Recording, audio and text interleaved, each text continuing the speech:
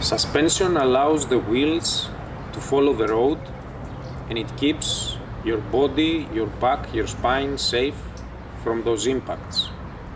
I'm Dr. Westrom, and this video is about adjusting the suspension on third generation V-Stroms.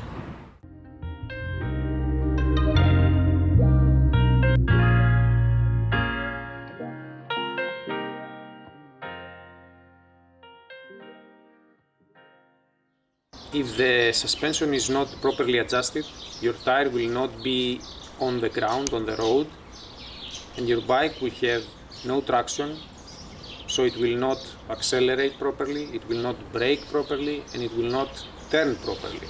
This video is a request from a subscriber of mine, and his name is Parvinder Singh. I hope I pronounced it correctly. Many thanks to my latest member who followed the channel membership option, Andy Cox. Andy, thank you so much. All the generations of V-Stroms between the years 2004 to 2016, that's the first and second generation models, they also had adjustable spring preload on the forks. However, third generation V-Stroms like this one can now only be adjusted in the rear suspension, and that's if no custom modifications are made, and that's obviously done by Suzuki for cost reasons, which is not very pleasant. As a result, the only rear suspension adjustments that we can play with are the spring preload and the damping force. Before we dive into the actual rear suspension adjustments, let's just say a few things, simple things about spring preload that we are going to adjust. It is actually how much the rear suspension spring that you see is compressed from its free length when the suspension or the rear suspension of the motorcycle is fully extended. What this means is the rear suspension does not have any load. That means it is fully extended, and yet the spring, it's not on its natural length, but it is a bit compressed by a small amount, and this is the spring preload. In other words, if we had the rear shock completely removed off the motorcycle, that means that it would not support any weight at all. It would be fully extended. However, the spring on the shock would still be compressed by a little bit. That is preload, and the more preload that we have, or the more compressed the rear suspension spring is already, the harder it is to compress it further. So, why is preload important? First of all, because adding preload allows you to prevent your rear suspension from bottoming, because it requires more weight to compress the spring. The amount of preload required each time varies depending on how much you weigh, the gear you carry, and if you have a passenger on board. For instance, if you add weight in the form of luggage or a passenger, it's good to increase the preload so that the motorcycle is still stable under that added weight. Last but not least, it will also give a firmer, harsher ride if you ride solo, that is on your own, and you don't put the extra weight, but you do have the extra preload adjustment. In general, and just to return back to the rear suspension adjustment that this video is about, preload has a primary purpose to set what is known as the sag. The easiest way to think about sag is that it is a measure of how much suspension travel is available to extend down into dips on the road. Now, why is adjusting suspension sag so important? It's because as you add or remove weight from adding or removing gear, passenger or luggage and so on, it completely changes how high the rear suspension rides on the bike. That also changes the angle that the frame is sitting at, and that in turn completely changes the way the motorcycle is handling on the road. The most important reason to measure and adjust your suspension sag is to give the suspension the best possible chance of keeping your tire on the ground, following the road. Sag is a measure of how much the suspension compresses from a fully extended position, and there are two types of common suspension sag that are measured. The first one is known as free static sag, and it is the weight of the motorcycle, just the weight of the motorcycle, resting against the spring. The second one is known as rider or race sag, and it is again the weight of the motorcycle plus the weight of the rider plus the weight of his gear and even the weight of a passenger or any luggage. It depends on the situation. Sag is the first thing to check and adjust when setting up your suspension, and that is what we are going to do now. In this video we will be focusing on the second type of sag, the race sag. To perform the rear suspension adjustments and in terms of equipment what we will need to do this, first of all it's the user's manual, and that is to get some rear suspension travel figures. Then it is some paper or a simple notepad and a pen to do some simple calculations, a marker, and some stickers that we will put an X and indicate a fixed point on the motorcycle for the measurements, and last but not least, a tape measure. For the damping adjustment we will also need a flat screwdriver. The first measurement we are going to take regarding sag is with the suspension fully extended, and so the motorcycle has to be on the center stand. For the adjustment of the rear suspension, as we mentioned, we are going to take two measurements, and we are going to use in both measurements the same points A and B. Point A will be the center of the rear axle over here, and point B you can pick whatever point you want as long as it is relatively vertically above the rear axle center. And we are going to use the masking tape or the sticker that I mentioned in the beginning of the video for the equipment needed, and then we will take our marker and make an X mark which is going to be our fixed point B. Then what we are going to do is to measure the distance in both measurements between the center of the rear axle and point X. And so if we measure point A and point B, so between the X mark and the center of the rear axle, what I see is 53 centimeters, around 53 centimeters. So next what we do is we take our notepad and the marker and we write down the extended measurement, the first measurement M1, which is 53 centimeters, or since the travel is measured in millimeters, 530 millimeters. So this was our first measurement, the extended measurement or M1, and it was, as we wrote, 530 millimeters. The second sag-related measurement that we are going to make is, as we said, the rider or race sag. And what it is the weight of the motorcycle plus extra weight depending on the situation that you are interested.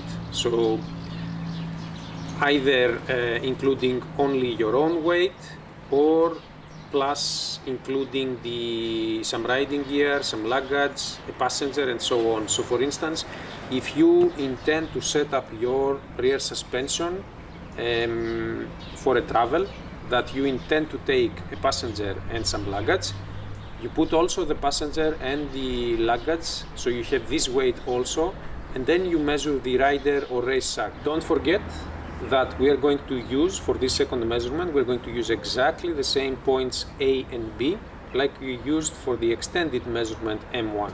You remember that in the beginning of the video I mentioned that in order to adjust the rear suspension for this V-Strom, we also need the user's manual.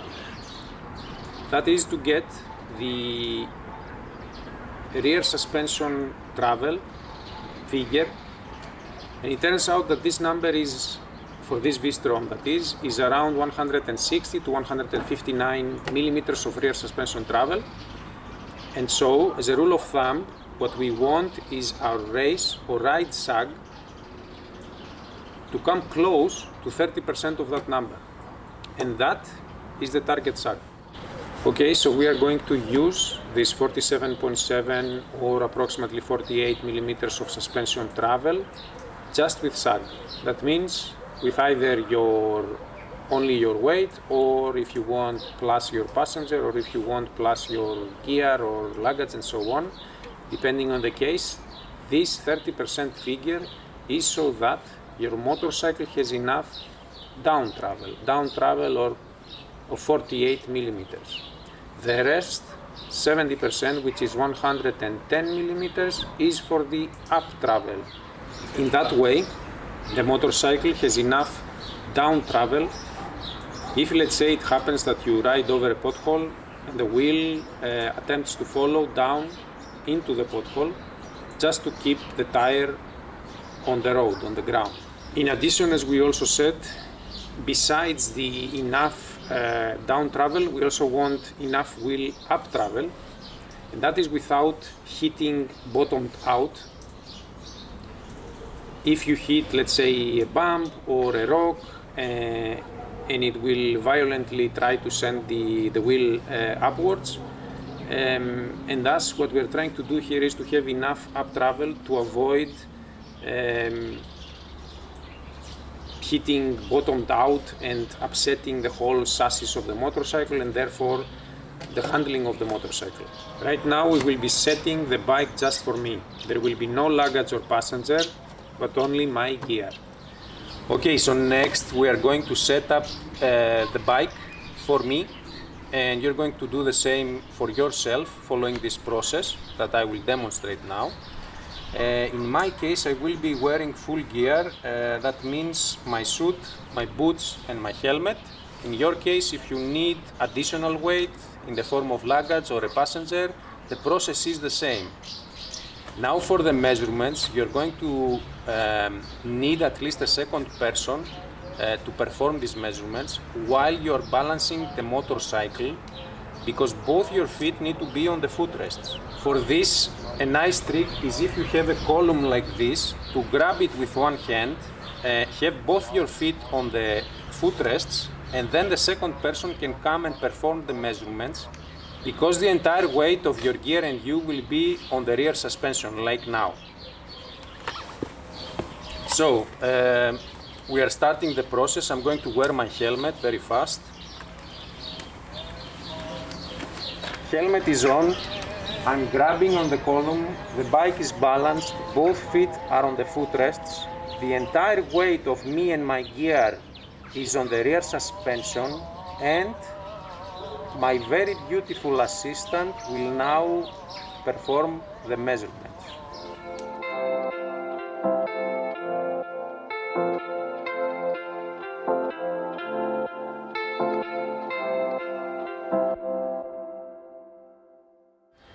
So, our second measurement was around 47.1 centimeters, which means 470 millimeters. Okay, so now what we need to do is subtract the second measurement from the first measurement, so subtract M2 from M1, and as you remember, the first measurement of the rear suspension unloaded, so on the center stand, was 530 millimeters, and the second one, the rider sag, was 470 millimeters. The difference is 60 millimeters. This is off, or it is higher than the target sag value, which is the 30% of the 160 millimeter that this V-Strom has as a total suspension travel. This is 48 millimeters. So what we need to do is to bring down the 60 millimeter value closer to 48 millimeters, which would be ideal. To do this, we are going to increase the preload on the spring by turning clockwise to the right. To adjust the rear suspension spring preload, you need to turn this adjuster, which is on the right hand side of the motorcycle, the other side of the chain.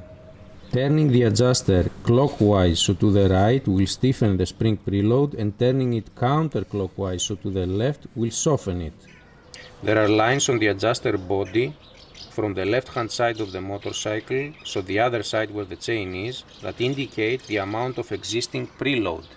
In this case, you can see two lines, which is the default factory setting with which the motorcycle is being delivered. So the standard position is 2 lines visible, the softest position is no lines visible, and the hardest or stiffest position 5 lines visible. Because our first sag measurement was higher than the 30% ideal figure, what we're going to do is increase the preload on the spring and measure, again, repeat the measurement. To increase the preload on the spring, we turn clockwise or to the right, like so. And now we're going to repeat the measurement.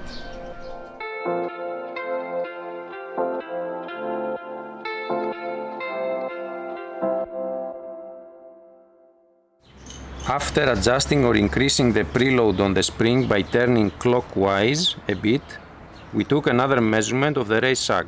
The new race sag value was noted down as M3 and it was 480 millimeters. Performing the same calculation or subtraction from the initial value, subtracting the new M3 value, the result is 50 millimeters. This, as you can see, is closer to the ideal 48 millimeters target sag, which is the 30% of the total suspension travel for this V-Strom. So, if we play a bit more and we adjust or increase a bit more the preload, the number will be 48 millimeters, turning it a bit more clockwise. After setting up the correct preload, according to your own weight, needs or purposes, we pass to damping, which regulates the speed at which a component compresses or extends.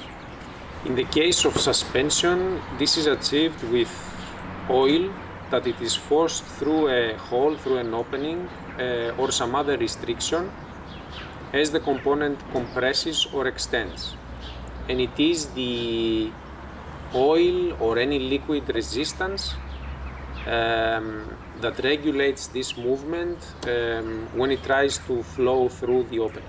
That restricts or creates a damping force that slows down and controls the suspension motion, kind of like the same when compressing or extending a syringe. Rebound damping is adjustable from the left-hand side of the motorcycle, from the side where the chain is, and the adjustment can be made using a flat screwdriver and turning appropriately this screw, which is on the bottom of the shock absorber, this shock absorber. This is a closer look of the rebound damping force adjuster, which, as we mentioned, is located at the bottom of the rear suspension unit. To adjust the damping force, we need to follow a certain process, but before that, let's have a look at the marks and indications in this area. First of all, you can see that this is the adjuster screw over here, and as you can see, there is a punch mark, one here and another one over here, that at some point we need to align, and they are important. Before that, as you can see here, there is an H which stands for hard and an S that stands for soft. What this means is that if you see there is an arrow here, so when you turn towards the arrow, towards the H like this, so clockwise, so clockwise to the right, it means that it hardens the suspension. When you turn anti-clockwise, so towards the S, it means that you soften the suspension, like this. So coming back to the adjustment, before you adjust the damping force, first you need to set the adjuster to the standard default setting and only then adjust appropriately how you like. To do this and to set the damping force adjuster to the standard default position, what we need to do is to take our flat screwdriver, like so, and then turn the adjuster clockwise to the right until it stops.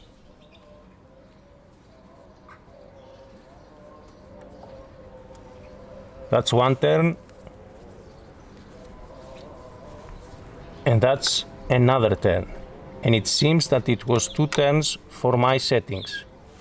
So this is the end, and now we need to turn the adjuster counterclockwise, so to the left, as if we are softening the suspension.